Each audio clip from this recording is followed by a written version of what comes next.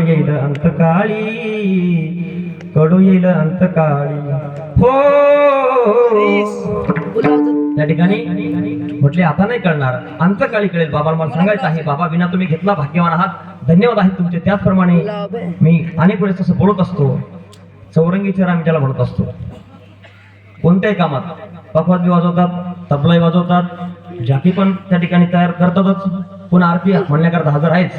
त्याचप्रमाणे घरी घेतलं द्या इथं चिंचलर त्यांच्या करता घरी ते 4 गाड्या सांभाळतात. ट्रॅक्टर सोपं नाही, फार व्याप असताना सुद्धा त्या ठिकाणी कुठलंही त्यांच्या म्हणजे आजच्या इच्छा कायम असते करण्यासाठी. ते निराश होत नाही, हताश होत नाही. खऱ्या अर्थानं परमार्थाची ताकद आहे. आणि दादांचंही परमार्थ प्रेम आहे, प्रभू महाराजांचं. अगदी माझ्यासोबत काठ्याला पण असतात, त्या ठिकाणी झाकी पण असते, त्या ठिकाणी आरतीला पण म्हणण्याकरता असतात. दादाही त्या ठिकाणी कीर्तन करता उपस्थित आहेत, त्यांचे धन्यवाद देतो. त्याचप्रमाणे आज ज्यांची उपस्थिती यांच्या महाराजांसोबत ते आलेत आणि आमच्या सर्वांचे लाडके डॉक्टर साहेब करते आमचे डॉक्टर होणार ते लवकर. खऱ्या अर्थाने मी मागाही बोललो होतो, भाग्यवान आहात बाबा तुम्ही. असे 3 लेकरं तुम्हाला आहेत.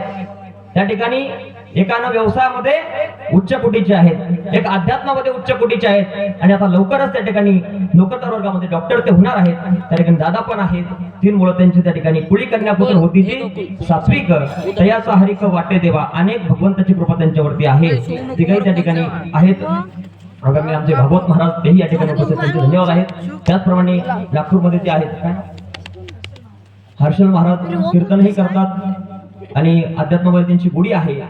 आपल्यालाही आपलं रस वाढत जाऊ, आपल्यालाही पुढे सदिच्छा आहेत. आपल्याही धन्यवाद व्यक्त करतो. वकील आहेत, वा काय विशेष आहे बरं.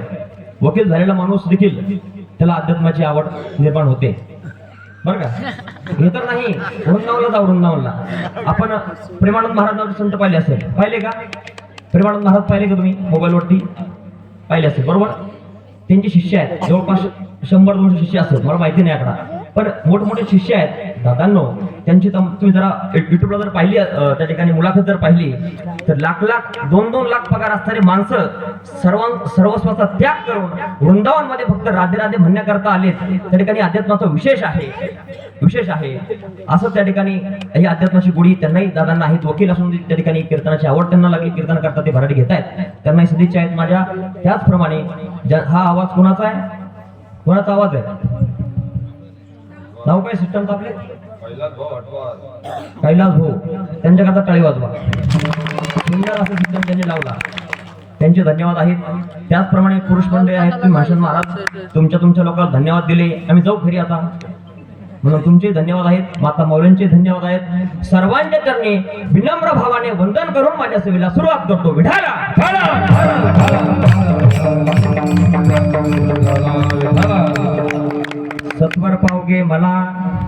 सत्वर पावगे मला भवाई रोडगा वाहील तुला. हा अभंग नाथ बाबांचा आहे. कोण नाथ महाराज? अरे 108 वेळेस यवन अंगावर थुंकून देखील त्याला प्रसाद देण्याचं काम त्यांनी केलं. यवन अंगावरी थुंकला, प्रसाद देवनी मुक्त केला. एवढे शांतीचे त्या ठिकाणी, एवढी शांती असताना देखील संत फक्त शांतीच नाही, संत शांत आणि श्रीमंत आहे. संत कशामुळे म्हणायचं? एका त्या ठिकाणी शूद्राचा मुलगा होता, वाळवंटामध्ये दुपारचे 12 वाजले, मे महिन्याचे 12 वाजले होते, ऊन पडलं होतं. त्या ठिकाणी बाळ खेळतंय, बघितलं नाही कोणाचं आहे. ब्राह्मण बरं का, नाथ महाराज ब्राह्मण आहे. तर सध्या सांगितलं नाही पाहिजे, पण उदाहरण करता सांगतोय.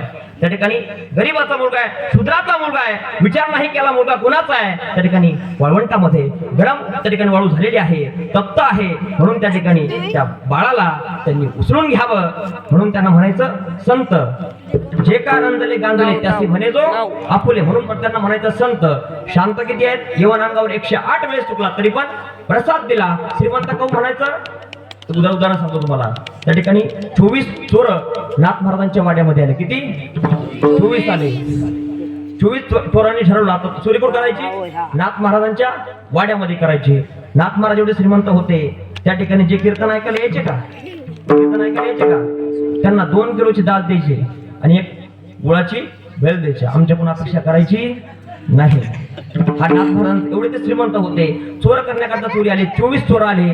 त्या ठिकाणी एकाने दुसऱ्या तिसऱ्याला त्या ठिकाणी 23 लोकांचे त्या ठिकाणी काठुडे सोन्याचे डोक्यावर घेतले. 24वा उरला. कितवा? 24वा.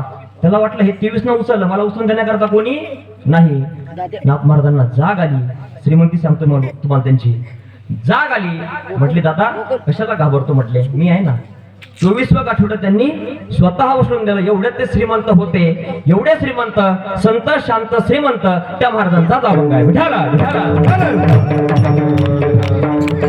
नाथ महाराजांचा अभंग आहे. अभंगामध्ये अनेक प्रकारचे प्रकरण असतात.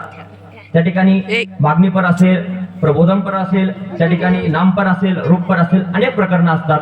आजचा अभंग आहे तो भारूड प्रकरणातील आहे. भारूड प्रकरणातील अभंग आहे. नाथ महाराज म्हणतात की बाबांनो, त्या ठिकाणी देवा जर तू मला पावला तर काय वाईन म्हटले, रोडगा वाहील. सज्जनांनो, रोडगा माहिती तुम्हाला कशाला म्हणायचं? रोडगा कसं करता माहिती का? हा रोडगा करण्यासाठी किती साहित्य लागतं? 5 प्रकारचं. ऐका, आता माहित नसेल रेसिपी लावून घ्या. पहिला मंडळ 5 प्रकारचं साहित्य लागतं. पहिलं रेसिपी गहू, गव्हाचं पीठ, त्यानंतर डाळीचं पीठ. तिसरं काय लागतं? पाणी. मी सांगतो ऐका, पुन्हा सांगू मला. पाणी. त्याच्यानंतर काय लागतं अजून? भजन करा. विठाला विठाला विठाला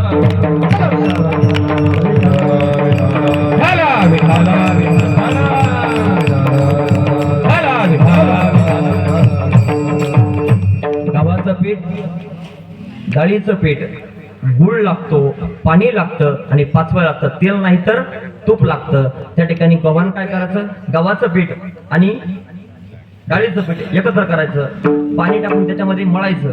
बरं का? रोडगा कसा करायचा आहे का? त्यानंतर त्याच्यामध्ये गुळ टाकायचा. किती झाले? 3. पाणी 4.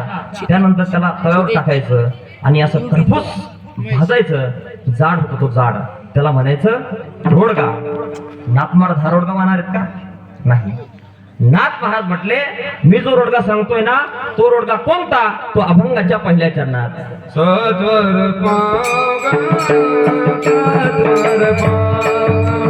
सत्वर पावगे मला, सत्वर पावगे मला, सत्वर पावगे मला,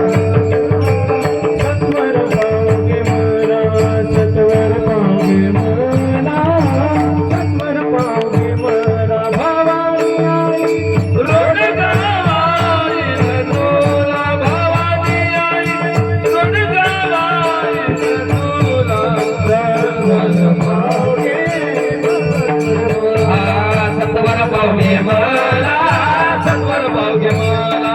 भवानी आई रोडगा वाईल तुला, भवानी आई रोडगा वाईल तुला. हे सत्वर पावगे मला, सत्वर पावगे मला, सत्वर पावगे मला, सत्वर पावगे मला. नाथ महाराज म्हटले सत्वर म्हणजे लवकर, तरुण असताना पाव म्हटले, कारण म्हातारी झाली तर होऊन फायदा नाही म्हटले. त्या ठिकाणी मला पाव म्हटले. काय करेल मग? रोडगा वाहील तुला. तो रोडगा कोणता आहे? हा पंचमहाभूताचा रोडगा आहे. आकाश, वायू, तेज, अजून अग्नी, अजून जल, या 5 तत्वाचा हा रोडगा आहे म्हटले. हा रोडगा मी तुला वाहील. सज्जनांनो, आता लक्षात घ्या, 2 प्रकरण तुमच्या समोर मी ठेवतो आहे. एक सासूरवासीन आहे, ती सासूला कंटाळली आहे. जर सासूरवासीन सासूला कंटाळली काय करते? आत्महत्या करते ना? करत असते का? आत्महत्या नाही केली पाहिजे. त्या ठिकाणी तुमच्या इथे तलाव आहे ना, अशीच एक गवळण होती, ती कंटाळली. कुठे गेली? कोणता तलाव आहे? हा, तलावावरतीच गेली, जाऊन बसली. एक मैत्रीण तिथं गेली.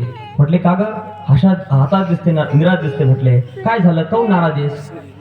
ती सांगायला लागली. म्हटले काय करू, सासू माझा ऐकत नाही, सासरा मला बोलत असतो, दीर त्या ठिकाणी मला नाव ठेवतो. म्हटले पती लक्ष देत नाही, कंटाळली. म्हटले कोण? सासूरवासी. सासूरवासीन कंटाळली. सांगू लागली म्हटले मी याला कंटाळले. बघले सासरी मज आता माहेरास न्याहो, सोडा एवढा जाच तुमच्या पाया पडते हो. सोडा एवढा जाच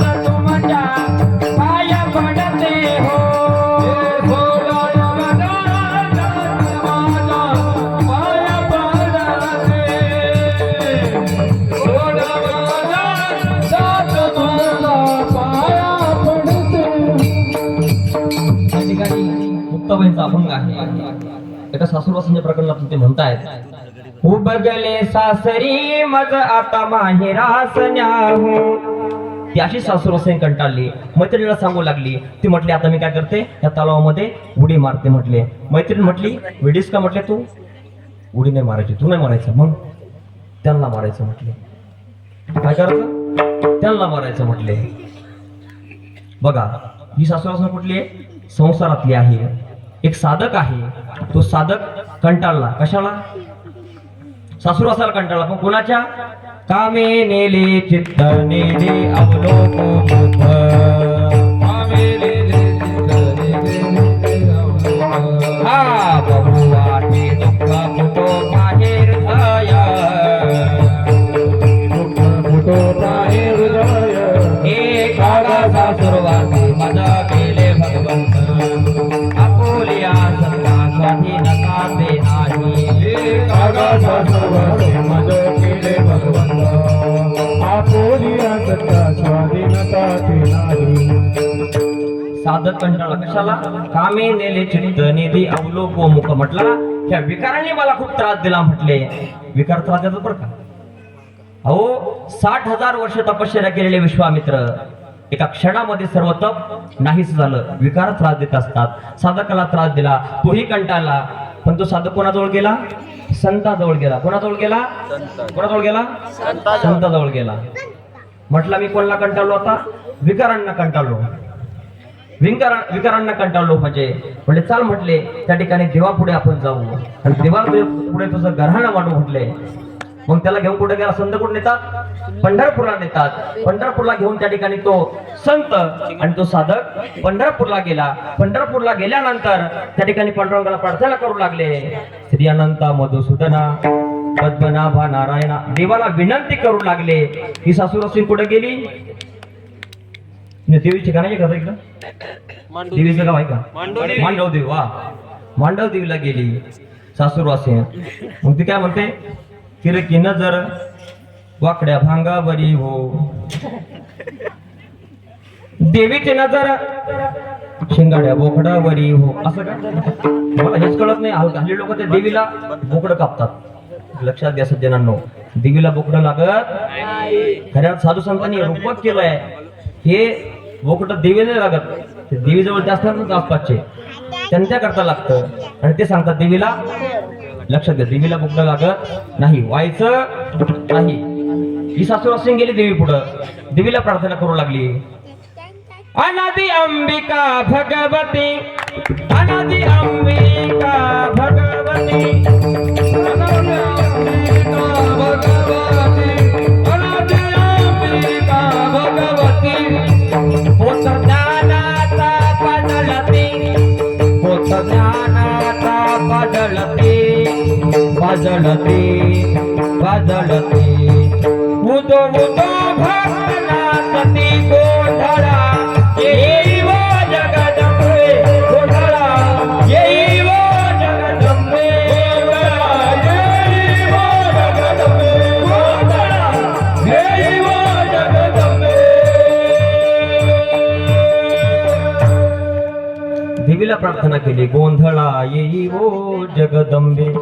तुम्हाला असा प्रश्न निर्माण होईल कदाचित, म्हटले वारकरी संप्रदायामध्ये प्रत्येक देवाला बसतात म्हटले, यांचा एक देव नाही असं कदाचित कोणी म्हणेल.